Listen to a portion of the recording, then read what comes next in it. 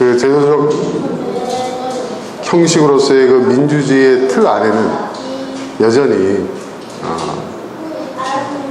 민주국가와는 거리가 먼 일들이 계속되어 왔죠. 물론 중간에 두 차례 어떤 그 민주적 정통성을 가진 정권이 있었지만 역부족이었죠. 그리고 다시 그 군사 독재에 뿌리를 두고 있는 세력들이 집권을 해왔고, 그리고 지난 9년 동안 정말 철저하게 그나마 이뤄놓았던 것들을 다 역사의 수레바퀴를 돌려놓으려고 했죠.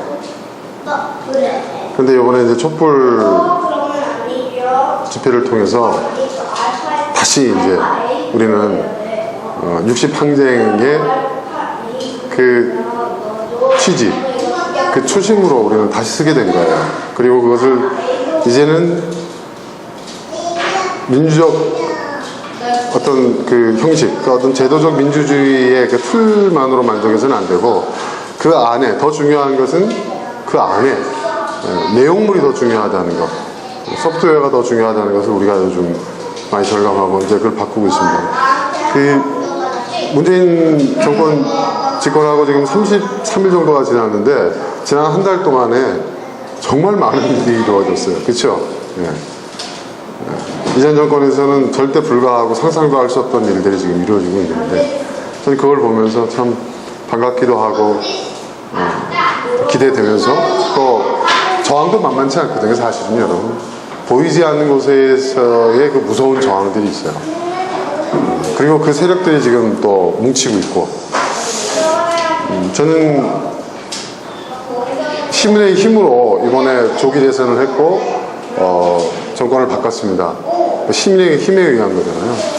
앞으로 이 정권이 이루어야 할 어떤 그런 변화와 개혁과 쇄신도 그 시민의 힘이 뒷받침되지 않으면 불가능합니다. 정말 불가능합니다.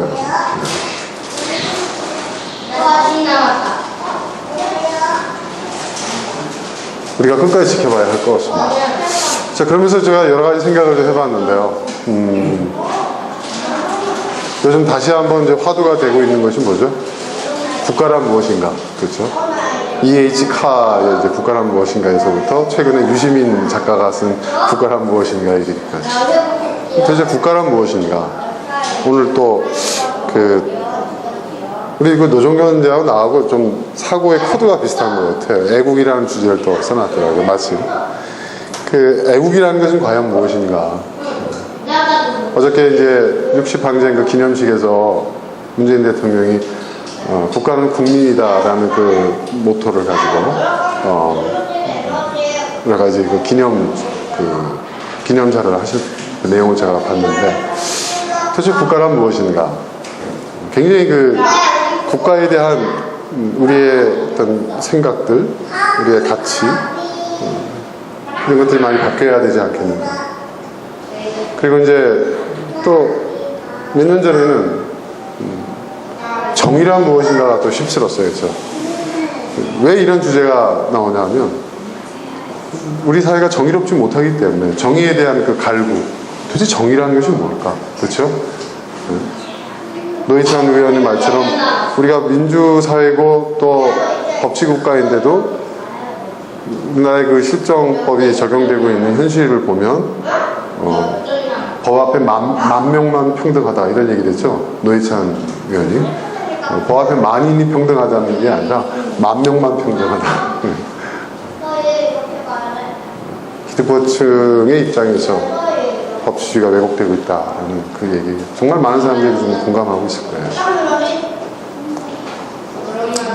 한국 사회의 역사에서요, 왜 이런 혼란이 오냐면, 우리 스스로의 힘으로 민주사회를 우리가 이루어내고 어떤 사회정의를 실현하고, 그죠? 개인의 인권과 자유를 획득하는 그런 경험이 없어요.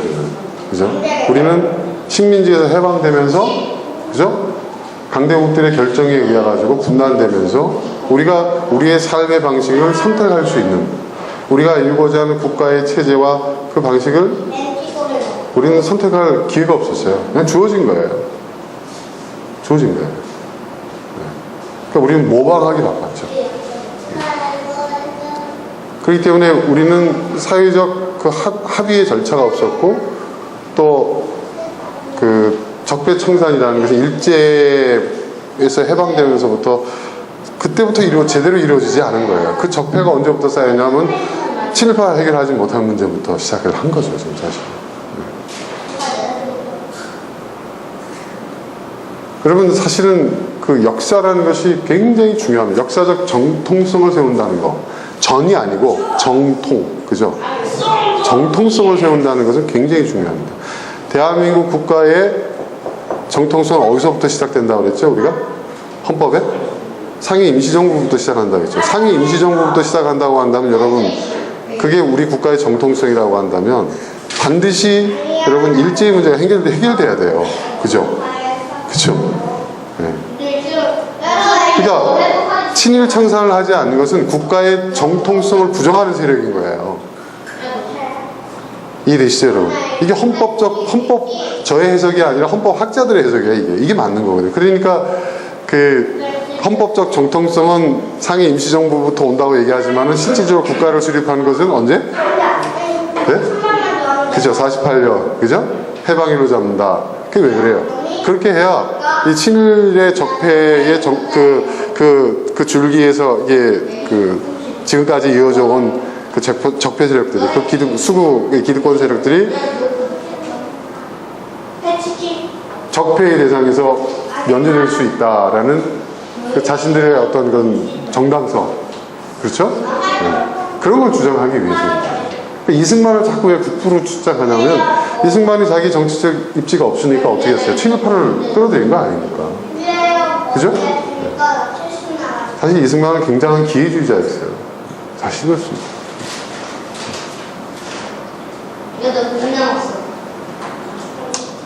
제가 이제 이런 얘기를 하는 이유는, 자, 제가 말씀드렸지만 이런 어떤 국가란 무엇인가, 정의는 무엇인가, 또 인권, 우리가 여러 가지 이야기를 하는데요. 정말 중요한 주제죠. 시민사회를 구성하는 데 있어서 정말 중요한 주제입니다. 그런데 보다 근원적인,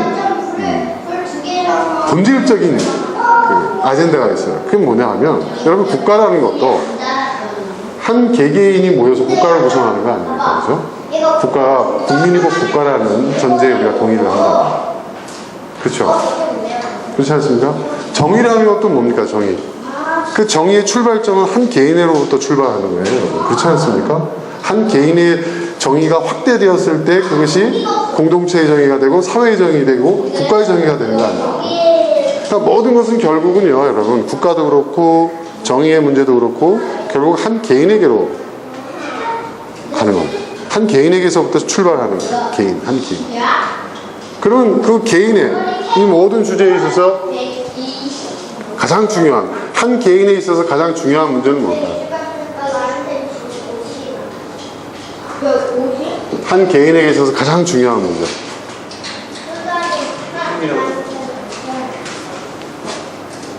생존이죠. 그렇죠, 여러분. 생존의 문제예요. 그죠? 이게 가장 중요해요.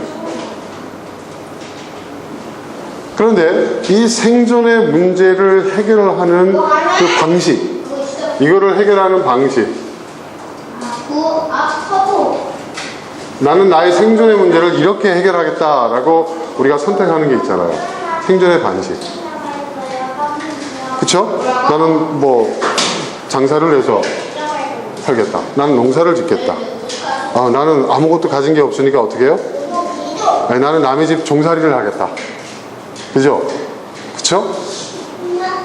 이 생존의 방식을 우리는 선택할 뭐가 있어요? 선택권이 있어요, 우리에게. 이게 뭐죠? 이게 자유예요. 이게 자유. 그러니까 여러분, 모든 것은 이 자유, 한 개인의 자유의 문제에서 비롯되는 거예요.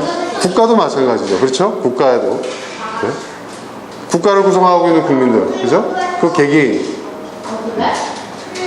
그리고 여러분, 정의의 문제도 마찬가지죠. 이 자유가 정당하냐, 정당하지 못하냐, 그 문제 아닙니까? 그렇죠? 내가 내 자유를 주장하는데 그 자유가 다른 사람의 자유를 침해할 수 있는 것이 아니냐. 그죠? 어떤 집단의 자유가 한 개인의 자유를 침해할 수 있다. 이게 결국은 정의의 문제도 그거 아닙니까? 결국은 자유예요, 여러분. 자유. 그래서 자유가 중요한 거예요. 자유라는 것이. 네. 자유는 여러분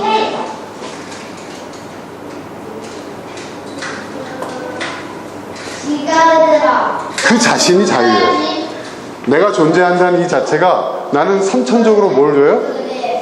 자유가 부여된. 자유라는 것은 뭐냐면 내가 내 삶의 주인이라는 거예요. 내가 내 삶의 방식을 결정할 수 있는 선택권이 나에게 있다는 거예요. 그렇죠? 그러니까 내 삶의 주인은 나라는 거죠. 여기서 시작돼요. 근데 이 자유는 누구로부터 온 거예요? 성경에 의하면 우리는 선악과 사건의 중요한 또 한 가지의 의미를 알아야 돼요. 하나님께서는요, 물론 그 선택에 따른 책임이 있다는 것은 분명히 있고 그 책임을 인간이 지고는 있지만 중요한 것은 뭐냐면 하나님이 최초의 인류인 아담과 하와에게 뭐라고 했어요? 선택권을 주셨다는 거예요.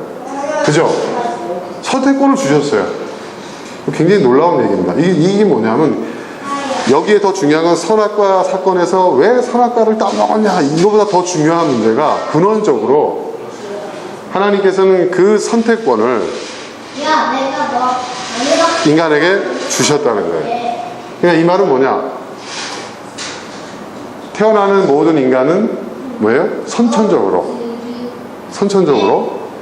근원적으로 인간이라는 존재가 성립되는 그 순간 어떻게 돼요?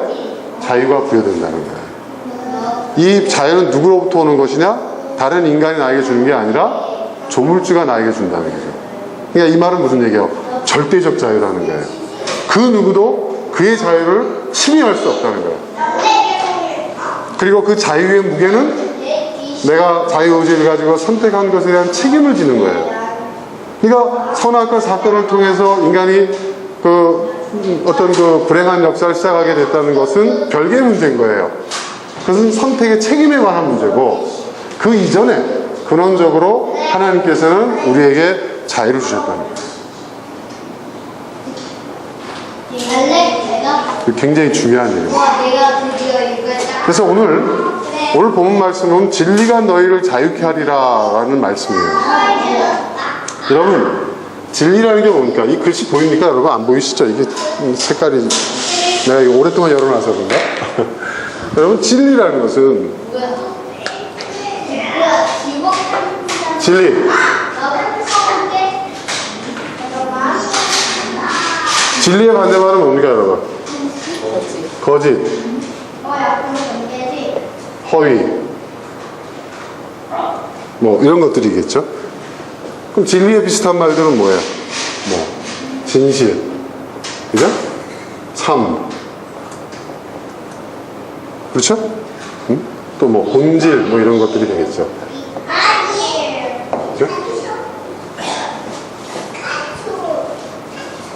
성경에서 진리라는 것은 뭐냐? 뭐가 진리일까요? 삼위일체 하나님은 삼위일체시다. 이게 진리다. 그건 종교적인 진리죠. 성경에서 예수님이 여기서 말씀하신 이 진리라는 것은 뭐예요? 진리가 뭘까요?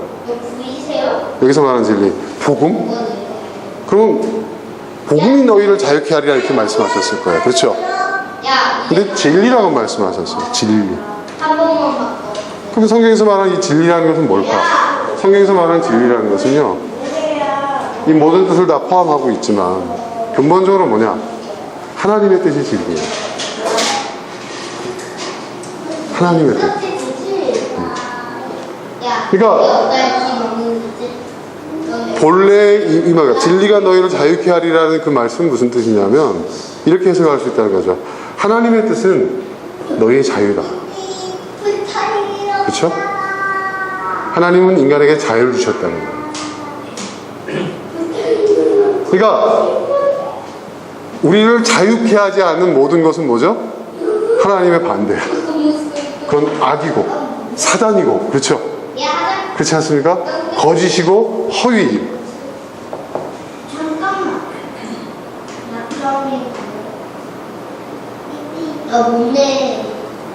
그러니까 왜 우리가 하나님의 뜻대로 살아야 하냐면 하나님의 뜻대로 살아야 하는가 하면 이것이 뭐 하나님이 전지전능하시고 뭐 하나님이 이 세상의 주인이시고 어떤 이런 종교적인 당위성을 자꾸 우린 그런 쪽으로만 우린 자꾸 풀어나가려고 하는데 그게 아니에요.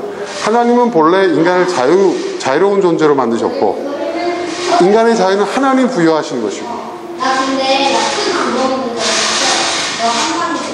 그런데 지금 현재 인간은 그 자유를 상실해버린 거예요. 하나님이 우리에게 본래 주셨던 그 자유를 되찾는 것, 그 되찾는 그 과정, 그것이 바로 예수님이 말씀하신 복음이라는 거죠. 중요한 거예요. 그 자유의 수혜자들은 열광을 했지만 그 자유를 억누르고 있는 자들은 어떻게 했어요? 예수를 굉장히 위험한 자라고 보고 제거한 것이죠. 그렇죠, 여러분. 자, 자유에 대한 이야기를 이제 해보겠습니다. 그러니까 예수님이 이 땅에 오신 것은 우리를 자유케 하기 위해서예요. 단순히 윤리적이고 도덕적이고 종교적인 죄로부터의 자유, 그 정도 수준이 아니에요. 성경이 말하는 죄가 뭡니까? 죄라는 것은 뭐예요? 인간은 처음부터 죄인이 아니에요. 하나님 우리는 죄인으로 만드시지 않았어요. 그죠? 그렇죠, 여러분. 근데 왜 죄가 발생했어요? 이 자유를 내가 생존하는, 내가 살아가는 삶의 방식을 잘못 선택한 결과 죄가 생겼다는 거예요. 그게 선악과 사건의 핵심이에요. 자유는 주셨는데 자유를 갖는 자에게는 책임이 있죠. 그죠? 책임이 따릅니다. 그건 뭐냐? 자신의 자유의지로 선택한 그 결과에 대한 책임을 져야 되는 거예요. 그쵸, 여러분? 부모가 자식에 대해서 책임지는 것도 마찬가지죠. 내가 자식을 낳았어요. 그거로만 끝나면 안 되죠. 그것을 선택했기 때문에 그 선택의 책임을 평생 지는 거예요, 여러분.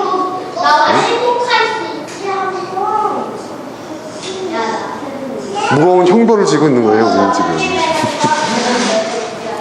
그렇잖아요? 내가 저 사람과 결혼 안 했으면 내가 이렇게 힘들었을까? 아, 난 너무 힘들어. 그건 남한테 탓할 수 없어요. 내가 선택한 거니까. 그죠? 그죠, 여러분? 죄라는 게 바로 그런 거예요, 여러분. 죄라는 것이. 그죠? 죄가. 그죠? 근데 이것이 바른 선택을 하게 되면 어떻게 돼요? 네? 이게 잘못된 선택을 한 거죠. 우리가 잘못된 선택을 한 거예요. 근데 우리가 바른 선택을 하게 되면 어떻게 돼요? 우리는 성경에서 복이라고 하잖아요. 복 받는다고 하잖아요. 이게 다 뭐냐? 바른 선택의 결과물은 복이에요. 이 복이라는 것이 뭐 하나님이 무슨 뭐 기복신앙처럼 나눠준다 이런 차원이 아니라 바른 선택의 결과는 우리에게 복이 되고 나쁜 선택의 결과, 그릇된 선택의 결과는 죄가 되는 거죠. 그건 우리에게 불행이 되는 거죠. 그죠? 이건 선택의 문제라는 거예요. 선택의 문제. 그죠? 선택의 문제.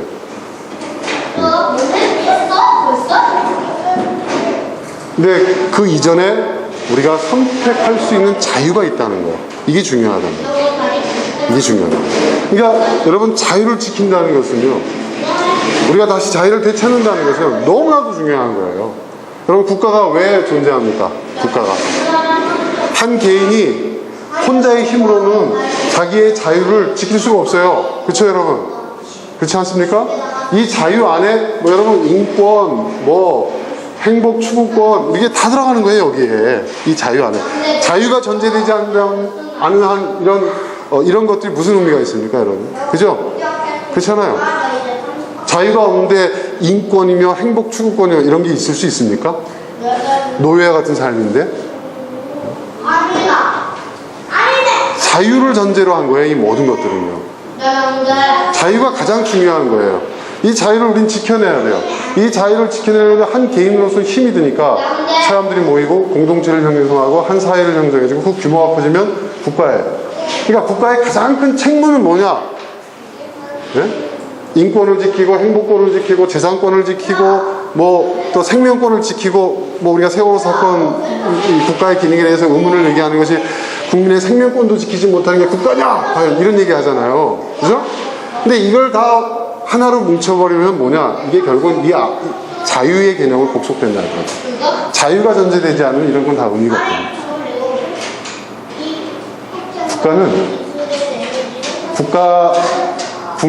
국가는 곧 국민이 곧 국가입니다. 그런데 여기 한 걸음 더 나아가서 제가 얘기해주고 싶은 것은 국가의 그런 역할과 기능은 뭐냐? 국민의 자유를 지키는 거예요. 국민의 자유를 보호하는 거예요. 그런데 이 자유를 제한할 수 있다고 얘기하는 것이 뭐예요? 바로 국가주의. 그죠? 잘못된 애국주의, 민족주의, 그죠? 파시즘, 그죠? 전체주의, 그죠? 독재.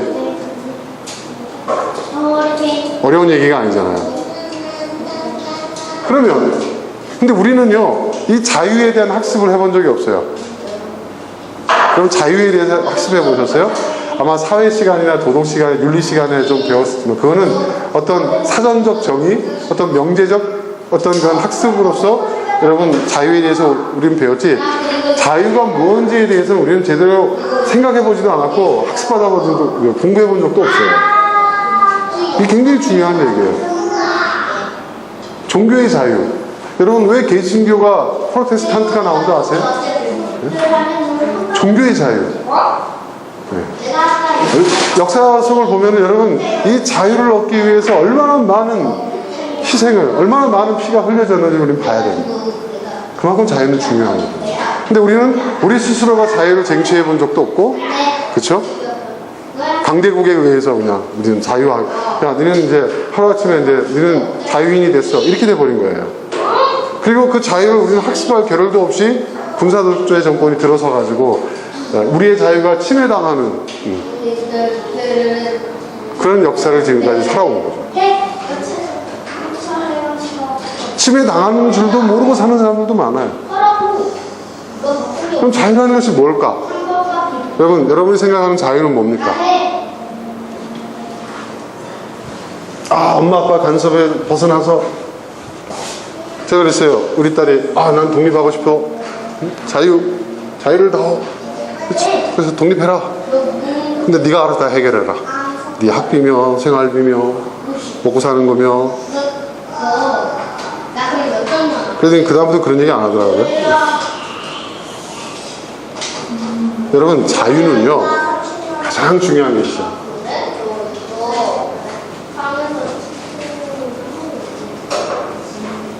내가 자유를 얻으면요 어떤 문제를 해결해야 돼요?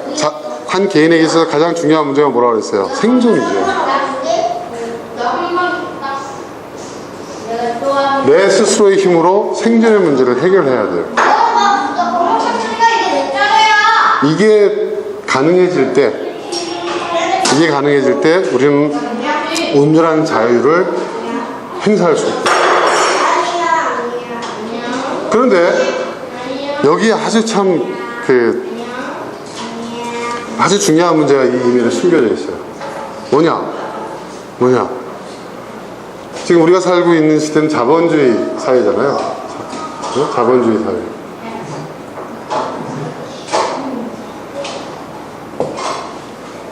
자본 사회라는 건 뭐예요? 자본주의 사회라는 자본에 의해서 굴러가는 사회라는 거죠. 그러니까 우리가 살고 있는 환경 자체가 자본주의 사회이기 때문에 우리가 우리의 생존의 방식을 선택하는 그 폭이 어떻게 돼요? 제한되어 있는 거예요. 그렇죠? 우리가 우리의 생존의 방식을, 그러니까 이렇게 돼요. 옛날에 원시인들 보세요. 바닷가에 사는 사람들은 살아남으려면 뭐 해야 돼요? 물고기 잡고 해산물로 살아야 되잖아요. 그죠? 그쵸, 여러분? 그러면 저 내륙에서 농사 짓는 사람들은 어떻게 살아야 돼요? 뭘로 먹고 살 수 있어요? 농사 짓는 수밖에 없어요. 산속에 있는 사람들은 뭐예요? 사냥으로서밖에 살 수밖에 없어요. 이것저것 아무것도 없는 사람들은 어떻게 해야 돼요? 도둑질이라도 해야 돼요. 그렇죠? 결국 뭐냐면 우리의 생존 방식을 결정하는 것은 환경이라는 거죠. 그렇죠, 여러분? 환경이에요. 우리에게 주어진 환경이에요. 근데 우리에게 주어진 환경이 뭐예요?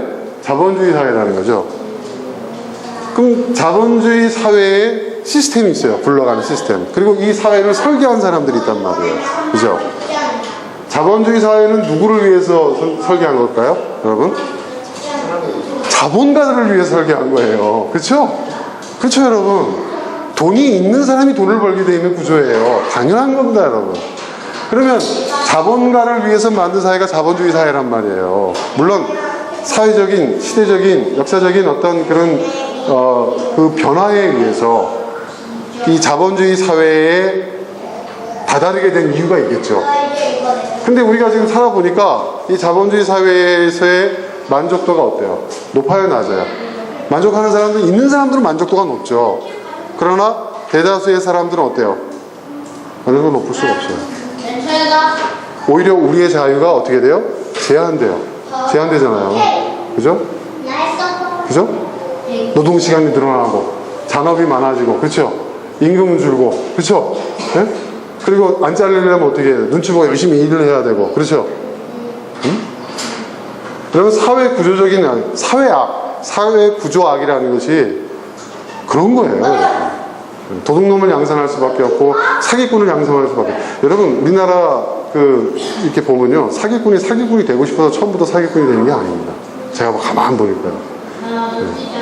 사기꾼이 뭐예요? 약속을 못 지키면 어떻게 돼요? 사기꾼이 되는 거예요. 근데 대한민국 사회에서, 네, 여러분, 아무것도 없는 맨 땅에서 출발하는 사람들은요, 네, 무조가 될 수밖에 없어요. 구조 자체가 그렇다는 거예요. 이건 현실이에요. 우리 젊은이들 정말 앞이 깜깜합니다. 보이지는 않아요. 그러니까 이 구조에 어떻게든 맞춰서 발버둥을 치려고 하니까 내가 좋아하고 내가 하고 싶은 것, 내 성정에 맞는 것, 이런 그 개인의 행복 추구권, 그죠? 그죠? 또 노동 뭐 조건이라든지 여러 가지 내 개인의 사생활이라든지 이런 인권에 관한 문제, 이런 것들을 다 포기하고 우리는 이 사회에 적응하는 거예요. 그렇죠? 그러면서 우리는 서서히 뭐를 잃죠? 여러분, 결국은 자유를 잃는 거예요. 자유를 점점 침해당하고 제한당하고 자유를 잃어가는 거예요. 그럼 국가의 역할은 뭘까요, 여러분? 국가의 역할은? 네? 국가의 역할은 뭐예요? 국가는 뭐예요? 국민이잖아요. 그죠? 국민 개개인이 모여가지고, 그럼 국가는 어떻게 해야 돼요? 뭘 고쳐야 돼요?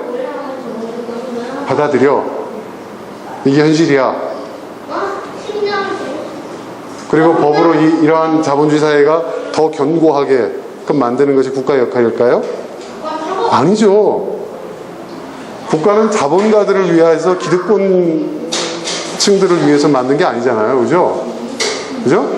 국민의 자유를 지키기 위해서요. 그럼 어떻게 해야 돼요? 뭘 고쳐야 돼요, 여러분?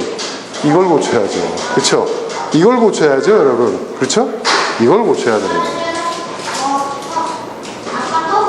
이걸 고쳐야 돼요. 이게 굉장히 중요한 얘기입니다. 이걸 고쳐야 돼요.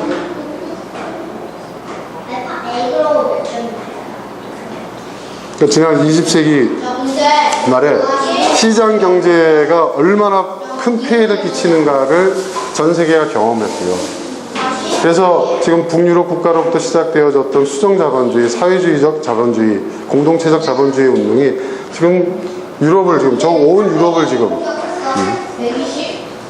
유럽에 확대되고 있고, 지금 아직도 시장 경제를 옹호하고 있는 나라는요, 여러분, 전 세계적으로 미국,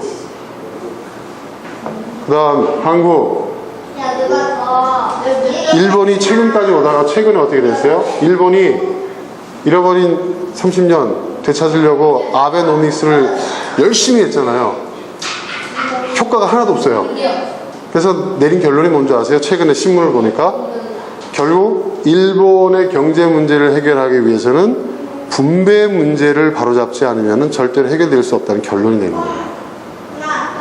그래서 지금 아베노믹스의 정책이 분배로 지금 옮겨가고 있어요. 왜요? 유럽에서 얘기하고 있는 수정자본주의, 공동체적 자본주의, 예? 그거를 이제 받아들이기 싫어요. 근데 내 차례야. 너 계속했어. 우리도 내 차례. 그게 굉장히 중요한 얘기입니다. 그 잃어버린 30년을 회복해 보려고 별의별 수를 다 써봤는데 효과가 없는 거예요. 그래서 아베노믹스의 정책이 바뀌었어요. 분배로 본다. 분배로 간다. 굉장히 중요한 얘기입니다.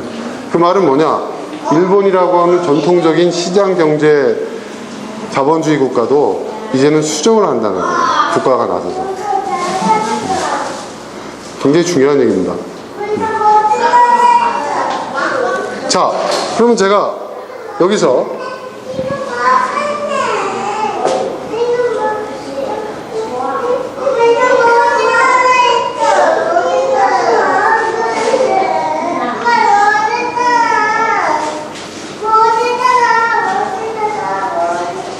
근데 이 생존의 문제도 결국은 여러분 살아남기 위한 것이잖아요. 살아남기 위한 것이죠. 생존은 뭐가 존재되어 있죠? 여러분? 생존. 이 생존의 문제는 뭐가 존재되어 있어요? 존재가 존재되어 있잖아요. 존재하고 나서 생존의 문제를 해결해야 되는 거 아니에요. 그죠? 그런데 아까 얘기한 대로 자유는 뭐예요? 존재론적 권리, 나에게 주어진 선천적 절대적 권리, 태어나는 순간, 인간으로 내가 존재하는 순간, 태어나는 순간 나에게 부여된 권리가 자유라는 거예요.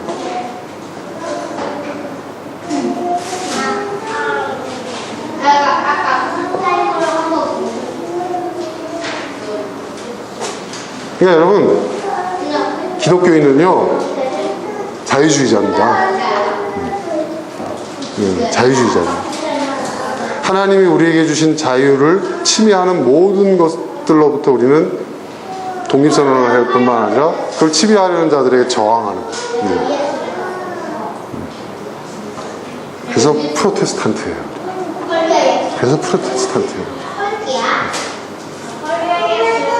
자, 그러면 이 자유라는 것은 어떤 것이냐? 제가 아까 얘기한 대로 스스로의 삶의 주인으로 살아가는 것.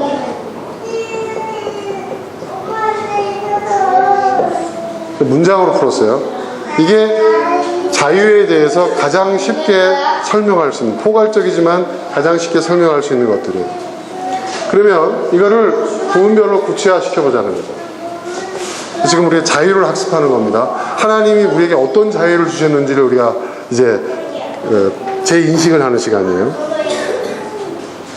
이 말은 무슨 얘기냐? 타인의 욕망에 의해서가 아니라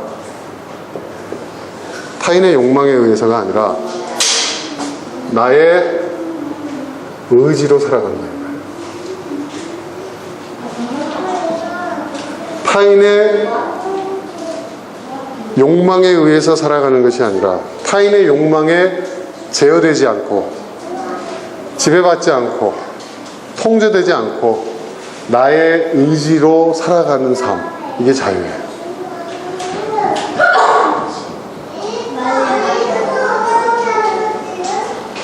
중요한 거 또 하나,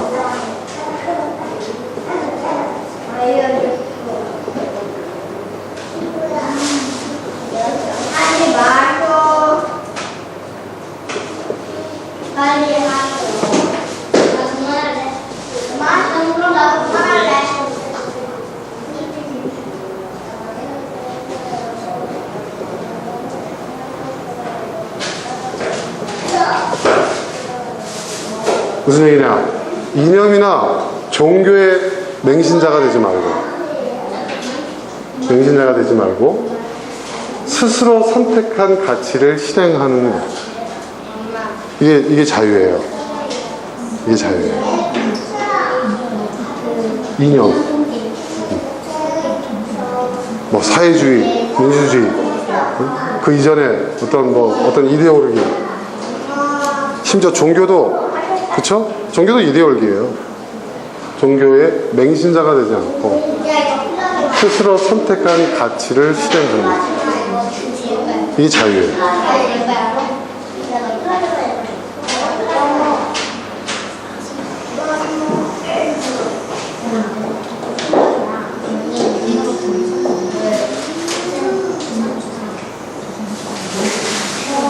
여러분, 이걸 뭐라고 얘기하는 줄 아세요?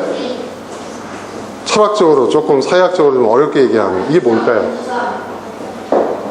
이것이 바로 내적 자발성이라는 거예요. 내적 자발성에 의해서 살아가는 거예요. 외부에 의해서 강요되는 것이 아니라, 또 누군가에 의해서 이끌려가는 게 아니라 내 내적 자발성. 믿음이라는 건 뭡니까, 여러분? 믿음은요, 여러분, 믿음이 뭔지 아는 사람은요, 절대로 강요할 수가 없어요. 믿음을.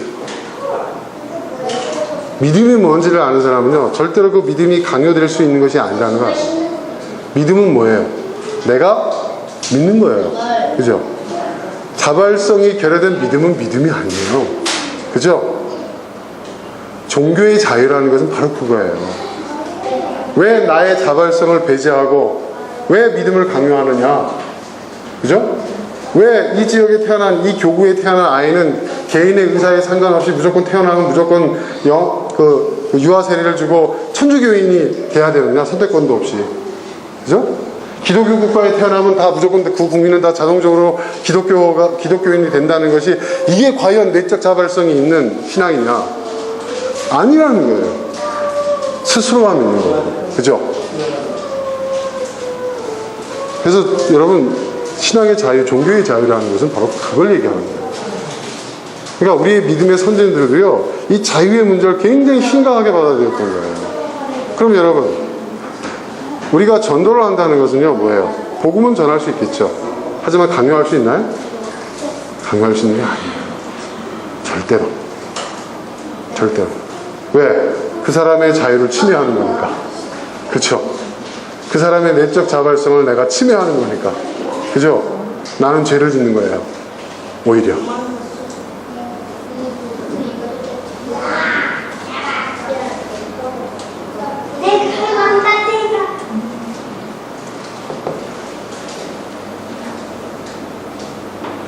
근데 여러분, 인간이 가지고 있는, 그러니까 인간의 모든 자유는요, 결국 이 내적 자발성입니다. 내적 자발성이 결여되면 인간의 자유는 소멸돼 버리는 거예요. 없어지는 거예요. 여러분, 촛불을 강요했습니까? 그죠? 여러분, 태극기 집회하고 촛불 집회의 가장 큰 차이가 뭐예요? 내적 자발성입니다. 촛불도, 태극기도 물론 자발적으로 나온 사람들이 있어요. 그건 존중해 줍니다. 그러나 사실 동원된 거 다 알고 있잖아요, 우리가. 지금 수사하고 있잖아요. 그 동원 자금 어떻게 했으면 뭐 이런 거 하니까 지금 뭐 다들 도망가고 난리 났지 않습니까, 지금. 네? 이 내적 자발성이 바로 개인의 자유의 힘이고, 시민의 힘이고, 국민의 힘인 거예요, 여러분. 혁명이, 여러분, 바로 내적 시민의 내적 자발성에 의해서 된 거잖아요. 그죠? 촛불이 시민들의 내적 자발성에 의해서 된 거잖아요. 이걸 가장 두려워해요. 기득권자들이, 권력층들이, 독재자들이, 지배자들이. 그러니까 우리가 생존하는 생존의 방식을 자기네들이 정해놓고 이 틀 안에서 생존하기에 급급하게 만들므로 인해서 내적 자발성을 다 잃어버리게 만드는 거죠. 이게 여러분, 지배자들의 왜요? 지배 방식이에요, 이게. 우리가 자유가 무엇인지, 국가가 무엇인지, 정의가 무엇인지 이런 부분에 전혀 학습이 안 된 상태에서 민주정권이 딱 들어섰어요. 김대중 정권, 노무현 정권 들어섰어요. 그러니까 들었으니까 이제 뭐 우리 스스로가 이제는 뭐예요? 이전과 다른, 예전에 군사정권과 이 군사정권과 결탁한 이 자본 권력들이 만들어 놓은 사회 그 구조를 이제 바꿔야 돼요. 근데 그런 학습이 안 돼 있어요, 우리는. 그리고 그것을 바꿀 때 그 따르는 그 대가를, 그 희생을 지불할 준비가 안 돼 있었어요. 마치 출애굽한 이스라엘 백성들처럼. 그러니까 이 사람들은 어떻게, 당장 목마르고 배고프니까, 야, 우리가 비록 이집트에서는 노예 생활을 했어도 목마르지 않았다, 배고프지 않았다, 고기를 먹을 수 있었다, 그런 불평불만하는 거 아니에요. 그래서 뭐예요? 모세를 죽이고 다른 지도자를 세워서 이집트로 돌아가자, 이런 얘기가 나왔잖아요. 그죠? 그 현상이 일어난 거예요. 그래서 다시 MB 정권하고 박근혜 정권 돌아간 거예요. 근데 그 9년 동안 참혹한 일들이 많이 벌어졌죠. 그리고 다시 이 생존의 방식, 이 틀 안에서 우리는 철저히 내적 자발성을 상실해가면서 억눌러가면서 견딘 거예요. 그래서 살아야 되니까 이전의 방식이 그래도 낫지 않겠는가. 그런데 어떻게 해요? 나아지는 게 하나도 없어. 그죠? 더 힘들어져. 그러니까 어떻게 돼요? 그게 폭발해서 나온 거예요. 결정적으로 그 최순실 사건에서 촛불 집회. 야, 국민들은 이렇게, 응? 그 특권층들은 이런 생활을 했단 말이에요? 확 부딪힌. 촛불은 국민의 내적 자발성입니다. 자유에 대한 자각이었다. 그러니까 여러분, 우리는 이걸 바꿔야 돼. 우리의 자유를, 여러분, 그러니까 결국은 우리의 자유를 지키는 것, 문제는요, 바로 이 생존 방식의 문제예요. 우리가 우리의 생존 방식의 그 선택이 어떻게 되느냐에 따라서 우리의 내적 자발성과 우리의 자유가 어떻게 될 것인가 결정되는 거예요. 그래서 여러분 보면요, 경제적으로 풍요로운 국가에서 그 풍요로운 나라들이 민주사회로 가잖아요. 왜? 생존의 문제가 어느 정도 해결되니까. 그죠? 그게 굉장히 중요한 얘기입니다. 그러니까 여러분, 경제의 문제는 단순히 경제의 문제가 아니에요. 이거는 우리의 생존 방식에 대한 문제고, 우리 존재의 문제고, 우리의 존재의 근원적인 권리인 자유의 문제라는 거죠.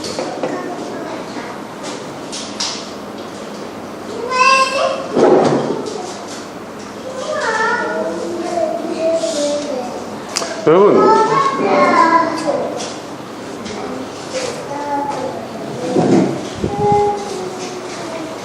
재밌는 것은요, 니체가 아주 중요한 질문 하나 했어요. 갑자기 니체 얘기가 떠오르고, 니체가 아주 중요한 의문을 가졌어요. 니체가 가진 의문이 뭔지 아세요? 진리가 무엇일까? 이게 아니에요. 진리가 뭘까?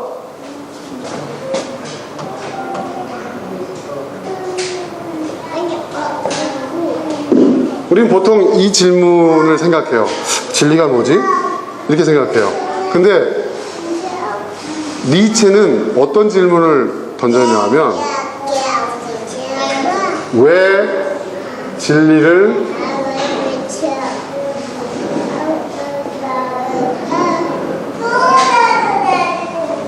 알아야 하지? 이거 완전히 다른 얘기죠, 여러분. 이거 다른 얘기입니다. 완전히 다른 얘기예요.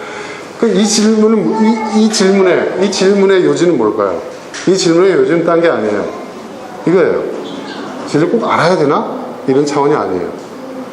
자, 진리를 알고자 하는 것도 결국 우리의 선택의 문제라는 거예요. 우리의 선택의 문제. 그러니까 뭐냐? 진리 그 자체도 중요하지만 그 전에 내가 진리를 알고자 한다. 아, 진리 알 필요 없어. 나 그거 관심 없어. 난 쾌락을 선택할래. 차라리. 예? 그렇죠? 그럴 수 있잖아요. 결국 뭐냐? 자유. 인간에게 있어서 가장 중요한 문제는 자유라는 거예요. 자유의 문제라는 거예요. 이게 굉장히 중요한 거예요. 네. 이게 이제 독일 관념론의 어떤 시작에서 복잡한 부분도 있지만, 이것이 바로 시민사회가 유럽에서, 독일에서 근대 시민사회가 형성하는데 아주 결정적인 질문이었던 거예요. 왜 진리를 알아야 하나? 이 말은 뭐냐면, 진리를 알아야 될 이유가 궁금해서가 아니라, 진리를 알고자 하는 왜라는 이 질문은 바로 내가 진리를 선택할 수도 있고, 진리가 아닌 뭐 쾌락을 선택할 수도 있다. 네. 그죠? 결국 뭐냐? 선택의 문제, 자유의 문제라는 거예요. 그러니까 인간에게 있어서 가장 중요한 실존적 질문은 철학적, 그러니까 실존주의라는 말이 있잖아요. 실존적 질문은 뭐냐면 이 자유의 문제라는 거죠. 자유가, 나에게 온전한 자유가 있을 때야 비로소 인간은 진리를 선택할 수도 있고 비진리를 선택할 수도 있다. 인간이 선택할 수 있는 여러 다양한 선택의 한 꼭지일 뿐이라는 거죠. 결국은 자유라는 거죠. 자유를 상실한 인간은 선택권 자체가 없어요. 그냥 환경에 순응하면서 살아야 돼요. 그러면 환경에 순응하면서 살아가는 존재의 가장 대표적인 게 뭐죠, 여러분? 동식물이죠. 그렇죠? 우린 동식물밖에 될 수가 없어요. 자유. 굉장히 중요합니다. 근데 여러분의 자유를 지키기 위해서 어떤 노력을 하셨어요? 굉장히 중요한 겁니다. 인간은 이 자유라는 엄청난 권리가 있는 거예요. 이 자유를 지켜나가기 위한 그 노력의 과정이 여러분 우리의 삶이에요. 그리고 그 노력의 과정에서 우리가 어떠한 일들을 이루었느냐에 따라서 우리의 삶이 성장하고 성숙하는 거예요. 여러분 예를 들어서 엄청나게 사회적으로 성공했다고 칩시다. 성공한 기업가가 됐어요. 돈도 많아요. 예? 사람들이 저를 부러워해요. 좋은 집에 살고, 예? 좋은 차를 몰고 다니고, 예? 좋은 옷을 입고. 그런데 저에게 자유가 하나도 없다면 행복할까요? 그런 환경이 주는 윤택함과 내가 내 삶의 주인으로서 살아가는 것, 타인의 욕망에 의해서 제어되는 게 아니라 나의 의지에서 살아가는 것, 이념과 종교의 맹신자들이 내가 스스로 선택한 가치를 실행하는 것이 전혀 불가능하고 난 그런 삶을 살겠다. 그것도 하나의 선택이니까 선택할 수 있을지 모르겠지만 저는 선택 못할 것 같아요. 저는. 이 선택의 문제가 우리에게 있다는 거예요. 그게 니체의 질문이었던 거예요. 그죠? 그리고 그 질문의 아젠다를 이어받은 사람이 누구죠? 심리학에서 받은 사람이 누구예요? 니체가 던진 공을 딱 심리학에 딱 받은 사람이 에릭 프롬이에요. 에릭 프롬. 왜 독일인이 저 히틀러랑 미치광이한테 자신들의 자유와 권리를 다 그 제3공화국이라는 그 독재 국가에 다 복종을 했습니다. 자유를 포기하는 거죠. 자유를 포기하는 거죠. 인간이 집단적으로 자유를 포기할 때 인류의 가장 큰 비극이 일어났다고 에릭 프롬은 얘기합니다. 토인비도 그런 얘기를 합니다. 한 개인에 있어서도 마찬가지입니다. 우리는 많은 것을 얻기 위해서 우리의 자유를 포기하면 행복해질 거라고 생각해요. 근데 행복하세요, 여러분? 아닙니다. 우리는 우리에게 주어진 자유를 실현할 때 우리는 우리의 환경 여부와 다 상관없이 더 행복해질 수가 있어요.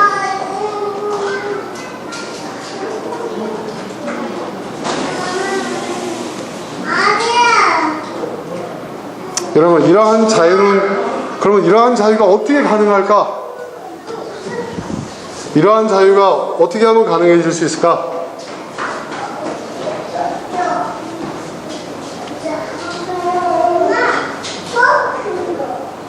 여러분, 이런 자유가 어떻게 할 때 가능할까?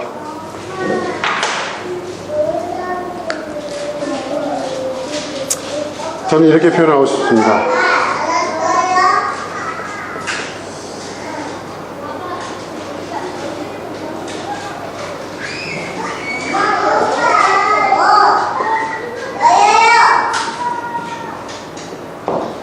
한번 읽어보실래요? 경계에 설 때 가능해진다. 여러분, 경계에 선다는 것은 뭘 의미하죠? 여러분 경계에 서보신 적 있어요? 네? 낭떠러지 그 끝에 탁 서보신 적 있어요? 건물 이 모서리 끝에 이렇게 고층 빌딩 그 모서리 서보신 적 있어요? 아니, 여러분 살고 계시는 집, 네? 아파트 그 베란다에서 이렇게 내다봐도 여러분 어떻습니까? 불안하죠? 그죠? 아찔하지 않습니까? 여러분, 경계에 서는 것은요 항상 사람을 불안하게 만듭니다. 왜 그럴까요? 경계에 설 때 모든 것이 불확실해지거든요.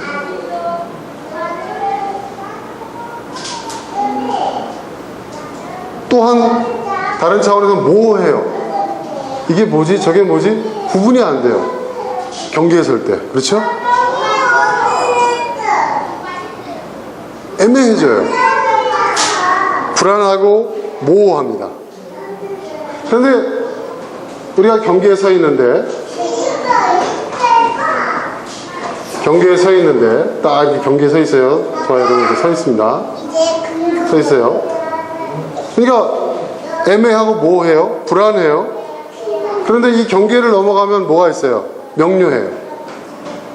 그렇죠? 뭔가 분명하고 또 뭔가 확실해요. 그렇죠?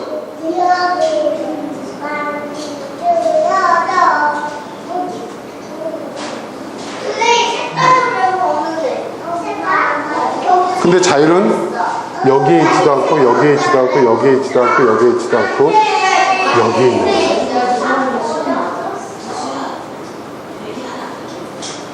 여기에 있는 거예요.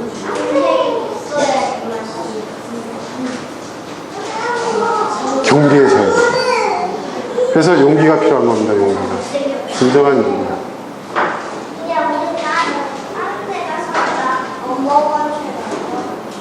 이 경계에 서는 용기가 우리를 자유롭게 하고 그 자유야말로 우리에게 내적 자발성을 일으킵니다.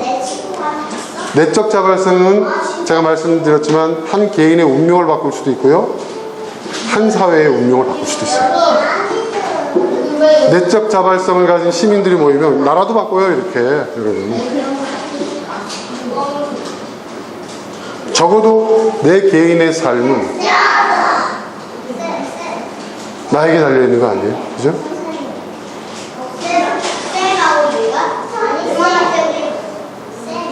여러분 경계선에 설 용기가 있으십니까? 저는 많은 시간을 경계선에 서려고 노력을 했고 지금도 서 있어요. 경계선에 서 있습니다. 항상. 네. 아니 이제는 제가 의지적으로 쓰려고 하지 않아도 서게 돼요. 네. 근데 서 보니까요. 우리는 그래요.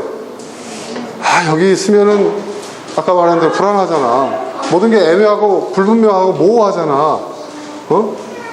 굉장히 어쩔 줄 몰라요. 처음엔 그렇습니다. 저도 처음 했었을 때는 어쩔 줄 몰랐어요. 기성교회에서부터 나왔을 때 나는 언제 어떻게 되는 건가? 나는 기성교단에서 안수받은 목사인데 거기서 뛰쳐나와가지고 내가 목회를 한다면 난 도대체 과연 어떻게 될 건가? 교인들은 와 용감한 목사님이다 박수를 쳐주고 언론들은 막 떠들어대지만 저 개인적으로 보면요 여러분 그 누구도 가지 않은 길이거든요. 그 누구도 시도하지 않았던 거예요 당시. 근데 저는 거기 섰어요. 그리고 그 이후에도 제가 선택한 방식, 저의 생존 방식은 제가 추구하는 가치에 부합하는 생존 방식을 선택하려고 굉장히 노력을 해왔어요. 다 처음이었어요. 목사가 직업을 갖는다는 거, 뭘 한다는 거, 사업을 한다는 거 전부 처음, 지금도 처음이에요. 근데 여러분 놀라운 것은요 계속 서다 보니까요 이 경계선에 길이 있더라고요. 다른 사람이 보지 못하는 길, 다른 사람이 가지 못한 길, 네. 길이 있어요. 나의 길이 있더라고요. 나만 갈 수 있는 길입니다. 네. 그러니까 지금도 항상 경계선을 쓰는 용기가 필요합니다. 하지만 제가 그것을 이제 예전보다 덜 주저하게 된 이유는 거기에 또 그 경계선에 설 때에만 볼 수 있는 길이 있다는 것을 이제는 경험적으로 알기 때문입니다.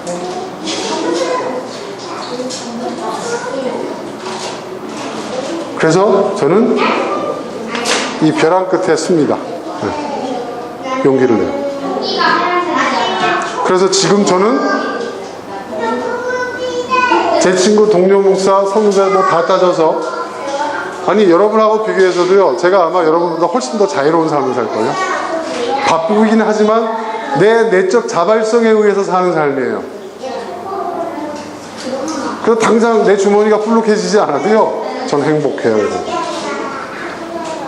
행복해요. 내 내적 자발성에 의해서 사는 삶이에요. 그리고 나는 뭐 그렇게 유명해지지도 않고 뭐 이렇게 뭐 사회적으로 내가 성공한 것도 아니고 뭐 내가 있다고 돈을 많이 번 것도 아니고 그렇지만 뭐예요? 제 자유의 영역은요 점점 넓어지고 있어요. 그렇게 되니까 저는 행복하더라고요. 저는 행복해요. 모르겠습니다. 저랑 같이 사는 사람도 그렇게 될지는 모르겠지만, 그걸 느끼고 있는지는 모르겠지만 저는 그렇습니다.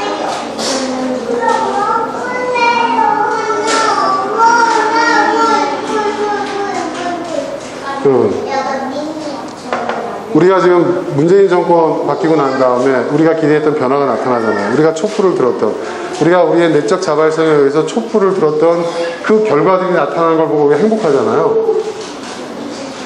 그죠? 그거를 더 많이 느끼고 더 큰 영역에서, 그리고 무엇보다도 내 개인의 삶에서 그것을 느낄 수 있는 삶을 살아간다 한번 생각해 보세요.